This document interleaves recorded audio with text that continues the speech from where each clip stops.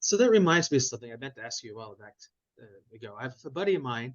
So, early middle-aged guy, got his, great job, really smart, and he's done a little dating, but now he's like, all right, it's the time of my life to find someone, right? And he says to me, Dan, I think I need to know a girl for a year before I can even think about committing to her, right?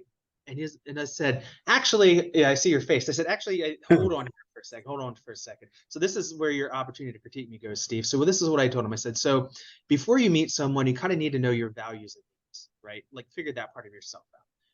And then, right, do the homework you can, and then you meet a person and see if there's chemistry, right? And then, be responsible, enjoy the chemistry for a little bit. But before a month goes by, see if their values and your needs and life plans are more or less going in the same direction. And if they are, make a decision if you're going to go for it or not.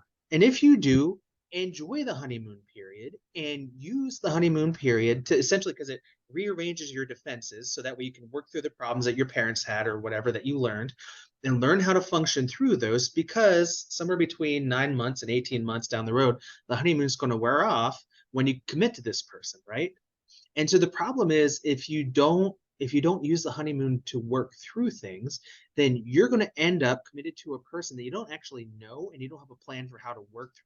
And it's going to be a lot less fun. So my advice to him was to figure yourself out, decide if there's alignment, then use the honeymoon period to form the relationship. And then if it's good, commit, and then expect, things to kind of become more mellow after that. Thoughts? Yeah, so that's really good. The thing I would just also add is that because in the honeymoon period you're imprinting, if he's not committed, his partner can experience that, and so what they're going to be doing is experiencing heightened anxiety and lowered trust.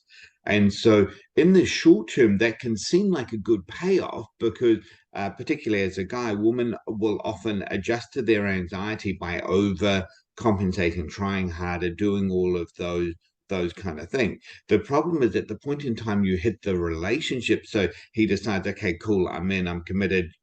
She jumped through all 45 different hoops for a year. And she's still stuck around, which honestly raises some question. Um, the issue is at that point in time, once she's secure, and this can be largely unconscious, she's pissed that, Mm, like, I was committed to you, you fucker.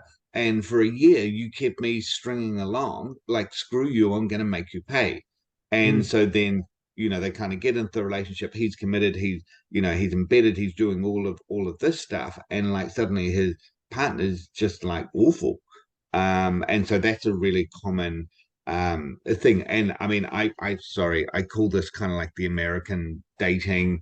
It's that kind of consumerist, try before you buy it. Oh, I like a little bit, but we want this or we want that. And it's like you're dealing with people. And Mhm. so the encounter when you come into someone's world and they're opening their world to you and you're choosing to commit to them, the one thing I would potentially say is commit progressively, based on that finding out process that you were talking about. And I mean, I like the fact that you're like a month, 6 weeks in, you've got a sort of sense of like, hey, we're gonna have a go for this. Like I was remembering when you met Brie, and that was kind of just a Mhm. chance encounter, and then it's like, oh, she seemed really cool, and I like her, and and yeah, but she travels around a bit, and how we're Yeah. going to work this, and but again, within 6 weeks, you were kind of like, yeah, we kind of had that conversation. Well, and to be fair, I was running with kind of this really bad thought pattern that I was like, no, I'm going to know her for a while before I commit into this. And you're just kind of like, that's a terrible Yeah, idea. yeah. Actually, I remember that conversation. I'm like, yeah, it's like, um, I won't repeat what I actually said, but yeah, it's like stop fucking around.